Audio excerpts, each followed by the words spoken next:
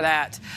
Well, joining us now to discuss the rise in overdose deaths, Dr. James Basante, Matthew McFarland. They are from the Bail Project, who has recovered from his drug use. Matthew, Dr. Basante, thank you so much for being with us. Thanks, Nicole. Well, doctor, let's start with you. 107,000 drug overdose deaths last year alone. It is an absolutely staggering number. How did it get to that point? I believe there are a lot of factors for overdose right now. The situation has worsened, but it's been bad for a long time. When we think about individuals dying of drug overdoses, oftentimes we think of opioids, but increasingly we're seeing people overdose on stimulants and other substances, fake pressed pills that look like other drugs that people use recreationally are leading the overdose crisis right now. And Matthew, you're going on 7 years sober now. Congratulations to you on that. Talk to us. How did the pandemic make things worse, in your estimation? I think being separated from people, being unable to attend 12-step groups and having a community of support certainly makes recovery harder. So, there were some online platforms that came out during the pandemic that you were able to at least talk to other people. But, there'd be weeks at a time where you wouldn't even leave your house. And so you can imagine not having that support, how challenging that could be for somebody. And doctor, hearing that, obviously we know that the pandemic made so many things worse, but how do we make things better? What are some steps we can take to make things better? Well, the most important thing to remember is that substance use disorders, addiction are highly amenable to treatment. They are chronic diseases. Sometimes we have this sense of hopelessness. And one of the most important things we can infuse into addiction is the sense of hope that there are treatments out there that work. Unfortunately, far too few people are given access to evidence-based treatments. Only about 1 in 10 individuals would benefit from treatment in the United States of America with a substance use disorder or gaining access to that care. So part of this has to be just expanding access to care we know works. And I want to get your answer on this next question. I want to get it from both of you. But, we just heard Tom Dempsey there talking about those fentanyl test strips.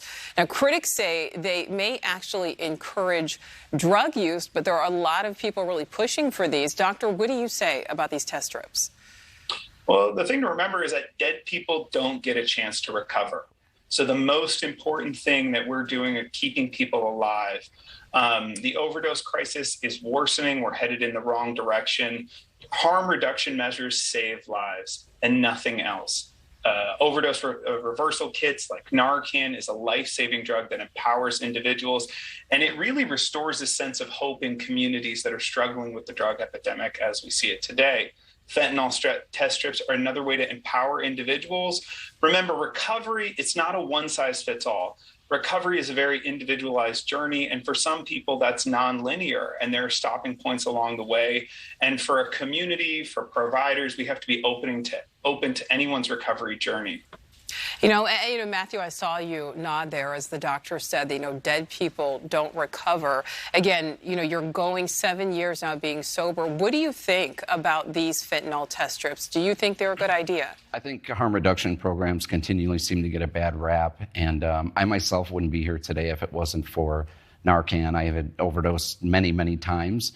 And people, friends, family would bring me back with something that looks like this. It's a Narcan nasal spray.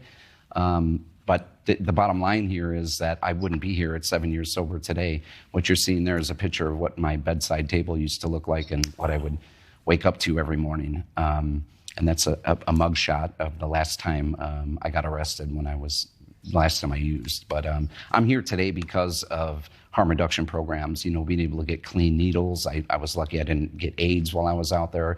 I did get hepatitis, but I didn't spread it to other people because I had access to clean needles and works. And so, today I carry this stuff. It's, this is to somebody going through an overdose what an asthma pump is somebody going through an asthma attack. And I use it frequently. In fact, I used it a couple weeks ago to a gentleman who was overdosing in front of a gas station. So I keep it with me. I would recommend that everybody does. It's a lifesaver. And Matthew, I don't want to just gloss over the fact that you are 7 years sober. That is a huge deal. Seriously, congratulations to you. Now, you said that you overdosed many times. What did it take for you to finally, that last time, to say that, this is it, I'm done, I've hit the button? Yeah, I think it was a combination of things, Nicole.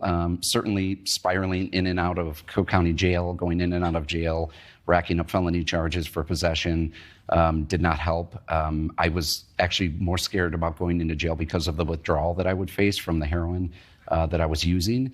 But for me, it was an opportunity that the Cook County Circuit Court gave me to go into a program called Drug Court, and I was able to enter into an organization called Gateway Foundation, where I was able to get a footing, get some supports, and start my path to recovery.